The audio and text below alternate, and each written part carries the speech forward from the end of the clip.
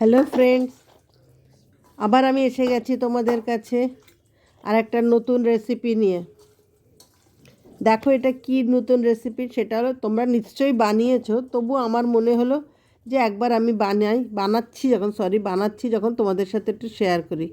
সেটা হলো পনিরের কোফতা। খুব ইজি ওয়েতে একদম, তোমরা কি অনেকেই হয়তো আরও অনেক কিছু দিয়ে বানাও, কিন্তু এটা আমি খুব ইজি ওয়েতেই বানাচ্ছি। তো একটু দুধ কেটে একটু ছানা করে নিয়েছিলাম। কেনা পনির না, ওইটা না, দুধ কেটে যেটা বানায়, দুধ করে ছানা বানিয়ে ওইটা দিয়েছি। আর একটুখানি ময়দা দিয়েছি, যাতে ময়দা দিলে যাতে টাইট হয়, ওই ময়দাটা দিয়েছি। আর দেখো এক এক করে দিচ্ছি। ওটা হলো একটু নুন দিয়েছি আর আদা দিয়েছি।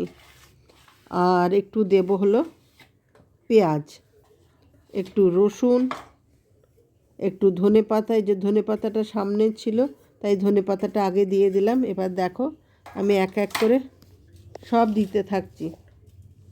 এই একটুখানি পেঁয়াজ, খুব পাতলা পাতলা করে পেঁয়াজগুলো কেটে নিয়েছিলাম, সেই পেঁয়াজগুলো দিলাম। একটু রসুন দিলাম, একটু হলুদ, তারপরে একটু ধনের গুঁড়ো, একটু জিরের গুঁড়ো, সব কিছু একটু একটু করে আমি দিয়ে নিয়েছিলাম।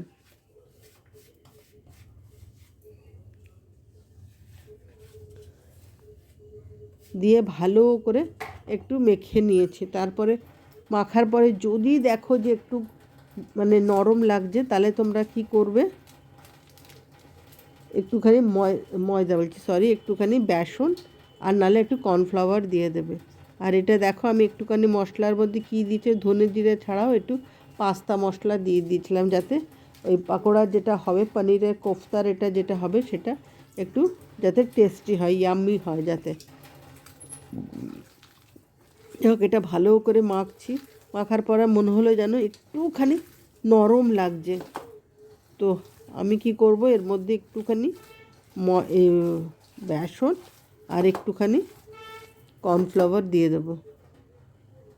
এই দুটো দিলে পরে কি হবে, একটু টাইট হবে। এই যে একটুখানি ময়দা দিয়ে, বারবার আমি ময়দা এসে যাচ্ছে, এটা বেসন দিয়ে দিলাম একটুখানি। দেখো দেখলে হয়তো ভাববে এত সাদা লাগছে, না এটা বেসনই। দেখো বেসন তো এরকম ইয়েলো কালারের প্যাকেট হয় না, তো এই বেসনটা দিয়ে দিচ্ছি। দিলে পরে একটু টাইট হলেই দেখো একটুখানি টাইট হয়েছে, তাও আর একটু টাইট হলেও ক্ষতি ছিল না। আর এর মধ্যে আমি একটা বলতে ভুলে গেছি, একটুখানি আলু দিয়ে নিয়েছিলাম। একটুখানি ওই দেখো একটুখানি আমি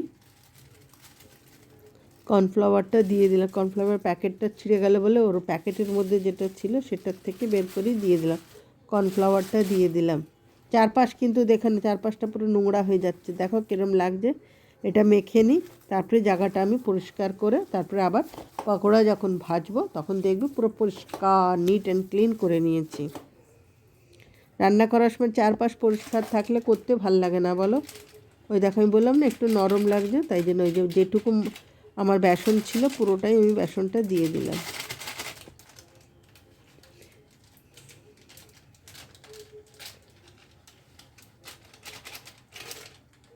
এক ফোঁটাও ছাড়বো না, পুরোটা বেসন একদম করে ঝাঁকিয়ে নিয়ে নিলাম। যাকগে নিয়ে নিয়েছি। এবার আমি এর মধ্যে একটুখানি কর্নফ্লাওয়ারের ওটা তো দিয়ে দিচ্ছি, আর একটু দিলাম। এবার টাইট হয়ে গেছে, এবার মনে হচ্ছে আর দিতে হবে না। এবার এটা মাখিয়ে নিয়ে তারপরে ঠিকঠাক করে এর মধ্যে আমি একটুখানি 5 মিনিট স্ট্যান্ডিং টাইমটা দিয়ে দেবো। একটু ফেটিয়ে নিতে হবে, খাবার সোডাও দিয়ে দিতে হবে। খাবার সোডা কিন্তু ভাজার আগে খাবার সোডাটা দিয়ে নেবে, আর ভালো করে ভেজে নাও। মেখে নিয়ে যে স্ট্যান্ডিং টাইমটা করলাম, দিয়ে এবার আমি ভেজে নেব।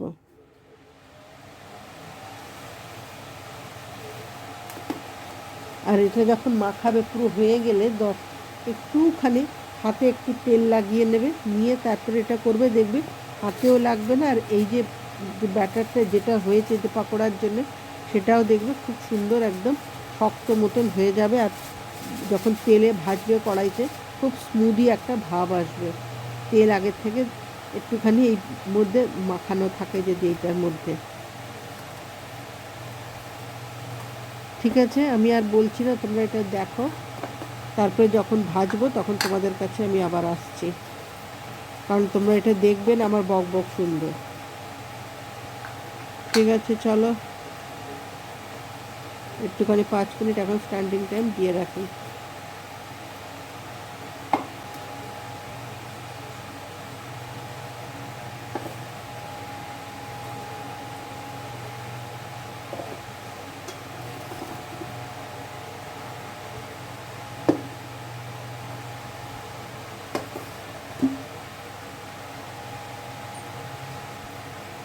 এবার স্ট্যান্ডিং টাইমে রাখা হয়ে গেছে। এবার আমি হাত ধুয়ে কড়াইতে তেল দিয়ে এবার ভাজতে শুরু করে দেবো। ব্যাটারটাকে আবার একটুখানি ভালো করে মাখিয়ে চাপুত চুপুত করে ওকে তেল টেল মাখিয়ে চান টান করানোর আগে এবার সুইমিং পুলে নেমে গেলে সুরুর সুরুর করে সব কাইকে নামিয়ে দিচ্ছে। চল গরম গরম জলের মধ্যে যা, তোরা চান করে আয়, এরম বলছে। ওরাও খুব খুশি, গরম শীত পড়ে গেছে তো গরম জলের মধ্যে গরম তেলের মধ্যে যাচ্ছে, চড়বড় চড়বড় হচ্ছে, বেশ ওরা মজায় নিজেরা আনন্দে করে রয়েছে। শীতের ঠান্ডা জল ঠান্ডা ঠান্ডা জিনিসে ভাল লাগে তাই। ঠিক আছে, চলো, মজা করছিলাম। এবার চলো তোমরা এটা ভাজাটা দেখো, এরম গোল গোল গোল গোল করে আমি ভেজে নিচ্ছি। এবার মন দিয়ে এটা দেখো কিভাবে কি ভাজছি।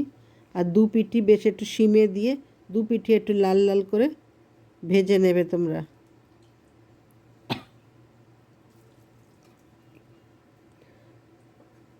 খুব টেস্টি হবে। তোমরা একটু শিমে দিয়ে, পুরো যদি হাই ফ্লেমে দাও না তাহলে ভেতরটা কাঁচা রয়ে যাবে, ওই জন্যই বললাম।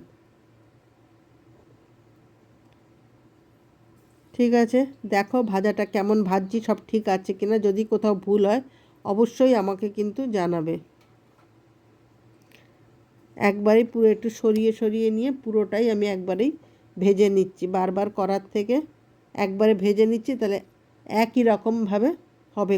নালে দুবারে করলাম, এদিক ওদিক হয়ে গেলে কোনটা নরম কোনটা একটু অল্প ভাজা হবে, কোনটা ভেতরটা কাঁচা, তাতে একবারে করলে আমি বুঝতে পেরে যাব কোনটা কেমন হচ্ছে।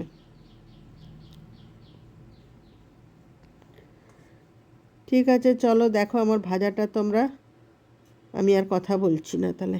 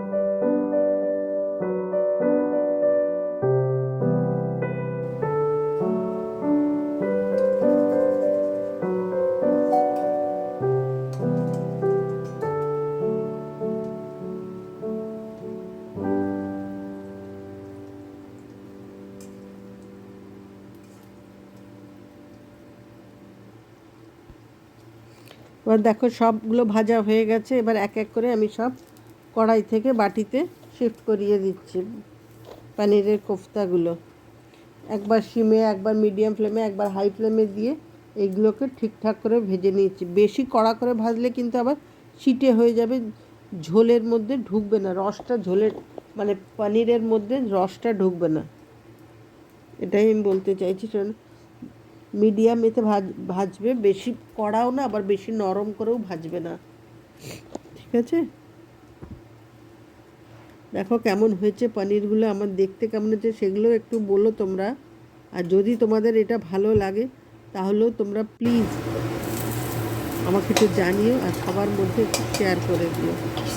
আর নতুন বন্ধু পুরনো বন্ধু তোমাদেরকে বারবার বলছি, তোমরা সবাই আমার পাশে থেকো। নতুন বন্ধুদের বলছি স্পেশালি, তোমরা আমার পাশে থেকো, সাবস্ক্রাইব করে বন্ধু করে নিয়ে আমার পরিবারে চলে আসো। দেখবে অনেক সুন্দর সুন্দর জিনিস আমি তোমাদের দেখাবো। এন্টারটেনমেন্টেরও জিনিস আছে, আবার রান্না বান্না রেসিপি নানান রকমেরই আছে। দেখবে সব ঘুরিয়ে ফিরিয়ে সব কিছুই করি। যদি তোমাদের ভালো লাগে প্লিজ আমার কাছে চলে এসো। আর এই দেখো আমি আগের থেকে আলুর দমটা করে রেখে দিয়েছিলাম, পেঁয়াজ দিয়ে ভালো করে কষিয়ে হালকা করে রেখে দিয়েছিলাম, কারণ যাতে তাড়াতাড়ি হয়ে যায়, কারণ পনির করে আবার এটা করতে গেলে অনেকটা দেরি হয়ে যাবে। আর আলুগুলোকে এই দেখো আলুগুলোকে কিন্তু আমি ভাজিনি, কিন্তু এগুলো সব সেদ্ধ করে নিয়ে তারপরে এইটার মধ্যে কিন্তু তেলই পড়েনি, এই ঝোলটার মধ্যে এই যে আলুর যে দমটা করেছে এটার মধ্যে তেল নিয়ে যাও, তেল আছে পনির ভাজতে গিয়েই হয়েছে। আর এটা আলু সেদ্ধ করে পেঁয়াজ রসুন সব কিছু দিয়ে ভালো করে দই দিয়ে ভালো করে ঘেটে এটাকে কষিয়ে করেছি, যেমন তেল বেরিয়ে এসে আর এটা যখন নরম হয়ে গেছে তখন আমি হালকা একটু জল দিয়ে ফুটিয়ে রেখে দিয়েছিলাম। আর এখন তো দেখতেই পেলে যে কিরম করে করলাম, ঢেলে দিলাম। এবার ভালো করে জল দিয়ে ভালো করে ফুটিয়ে নিলাম। এর মধ্যে একটুখানি আরেকটু ধনে জিরে আদা সব কিছুই গরম মশলা সব দিয়ে দিয়েছি, দিয়ে ভালো করে নাড়িয়ে নিচ্ছি। দেখো আলুগুলো অনেক বড় হয়ে গেছিলো, আলুর দমের আলু তো ছিল। এই ভালো করে ফুটে উঠলে তারপরে এই পনিরের কোফতাগুলো আস্তে আস্তে আমি ঢেলে দেব।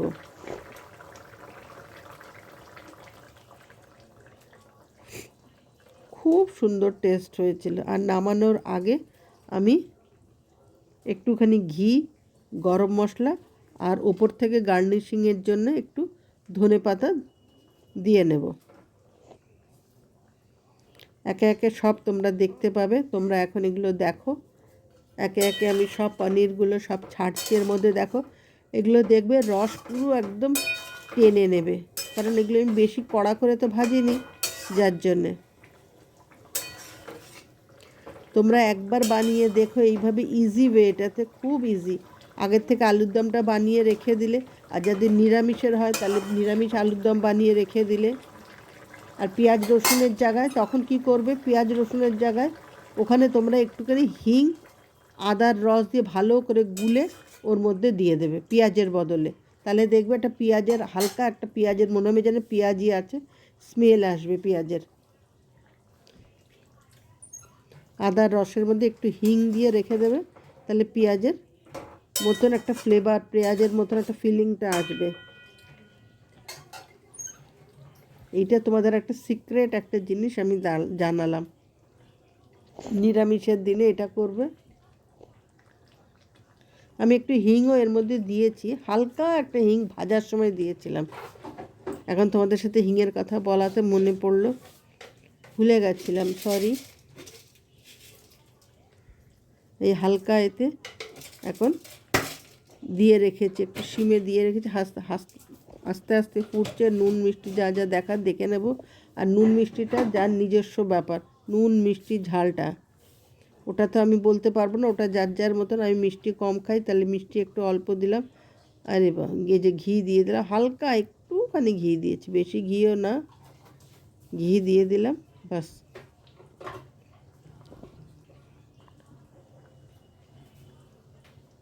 এবার আর একবার ফুটিয়ে আর একটুখানি রেখে তারপরে আমি আস্তে আস্তে নামিয়ে দেবো। ওই যে আর একটুখানি, ওইটাতে ঘিটা মনে শেষ হয়ে গেছিলো তো ওই জন্য, আর একটা বোতলে একটু ছিল সেটা দিয়ে দিলাম।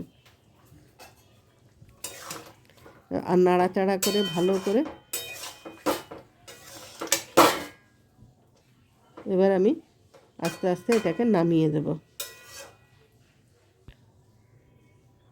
দেখো এবার কি করব, আর একটা জিনিস, এটা যখন পুরো হয়ে গেছে তখন এবার আমি 5 মিনিট স্ট্যান্ডিং টাইম দেবো, ঢেকে রাখবো, সব জিনিসগুলো দিয়ে ঢেকে রাখবো এগুলো।